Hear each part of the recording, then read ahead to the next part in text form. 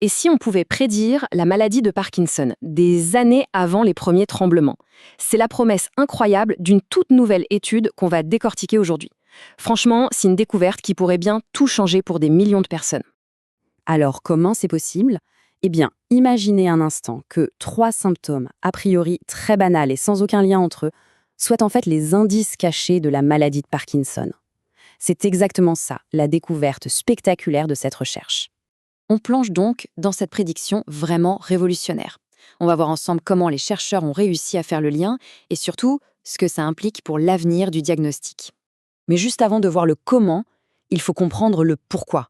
Pourquoi est-ce que cette découverte est si importante? Pour ça, il faut se pencher sur la façon dont Parkinson progresse. Et elle progresse en silence. Et voilà le cœur du problème. La maladie de Parkinson avance masquée, pendant des années. Au moment où les tremblements ou la raideur apparaissent, une grande partie des neurones essentiels est déjà perdue. Et ces dommages sont irréversibles, ce qui limite beaucoup l'efficacité des traitements. Cette longue période silencieuse, cette fenêtre de temps cruciale, eh bien, elle a un nom scientifique, c'est la phase prodromique. Et c'est pile à ce moment-là que cette nouvelle étude propose d'agir, bien avant les signes classiques de la maladie. Bon, on y vient. C'est quoi ces fameux indices et comment les chercheurs ont-ils mis la main dessus? Pour le découvrir, on part aux États-Unis, au cœur de l'étude qui a tout changé. Alors, ce qui rend cette découverte si solide, c'est que l'étude derrière est énorme. Les scientifiques ont suivi plus de 6000 hommes, tous professionnels de la santé, pendant plusieurs années. Ils ont collecté des données encore et encore. C'est ce suivi de longue haleine qui donne autant de poids aux résultats. La voici, cette fameuse triade prédictive. Premier indice, la constipation. Ça peut paraître banal. Deuxième, le trouble du comportement en sommeil paradoxal. En gros, c'est quand les gens se mettent à bouger, parler, voire crier pendant leurs rêves, comme s'ils les vivaient pour de vrai. Et enfin, troisième indice, l'hyposmie, c'est-à-dire une perte de l'odorat. Pris séparément, bon, ça peut être n'importe quoi. Mais les trois ensemble, là, ça devient un vrai signal d'alarme. Et maintenant, accrochez-vous bien, on va parler chiffres, parce que c'est là que ça devient vraiment, vraiment impressionnant. Quelle est la puissance de cette combinaison de symptômes? Le voilà, le chiffre clé. Avoir ces 3 symptômes en même temps multiplie par 23 le risque d'être diagnostiqué avec Parkinson dans les 3 ans. 23, c'est un chiffre colossal dans le monde de la prédiction médicale. Et ce qui rend ce chiffre encore plus convaincant, c'est que les chercheurs ont bien fait attention. Ils ont pris en compte d'autres facteurs comme le tabac, le café, l'activité physique, des choses qui peuvent influencer le risque. Et même en ajustant les calculs pour tout ça, le lien reste incroyablement fort. Pour que ce soit encore plus concret, regardez ces chiffres.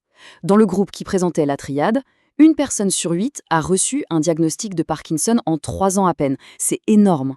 Et dans le groupe sans la triade, le risque tombe à presque rien, 0,5%. La différence est juste spectaculaire. Ok, les chiffres sont dingues, c'est clair. Mais au-delà des stats, qu'est-ce que ça change pour l'avenir? Eh bien, on touche peut-être à une véritable révolution dans la détection des maladies. Pour donner une idée de la puissance de cet outil, les auteurs de l'étude font une comparaison très parlante.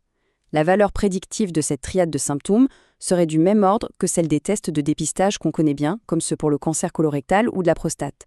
C'est dire à quel point c'est un outil potentiellement fiable. Et là, les perspectives sont immenses.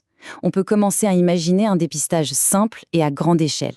On pourrait aussi repérer les bonnes personnes pour des essais cliniques beaucoup plus tôt. Et surtout, le rêve, tester des traitements qui protègent les neurones avant qu'ils ne meurent. C'est un changement total de philosophie.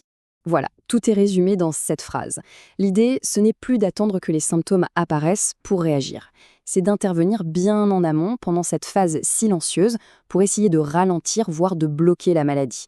On serait dans l'anticipation, plus dans la réaction. Bien sûr, et c'est important de le dire, il faut rester mesuré. Comme toute bonne recherche scientifique, celle-ci a ses limites. L'étude a été faite uniquement sur des hommes et d'un milieu social assez spécifique. Donc l'étape cruciale maintenant, c'est de vérifier si ces résultats se confirment chez les femmes et dans des populations plus diverses. Finalement, cette découverte nous laisse avec une question assez fascinante. Et si la clé de notre santé de demain, c'était tout simplement d'apprendre à écouter les signaux les plus faibles, les plus discrets que notre corps nous envoie? C'est une belle leçon sur l'importance d'être attentif, bien avant que la maladie ne se manifeste bruyamment.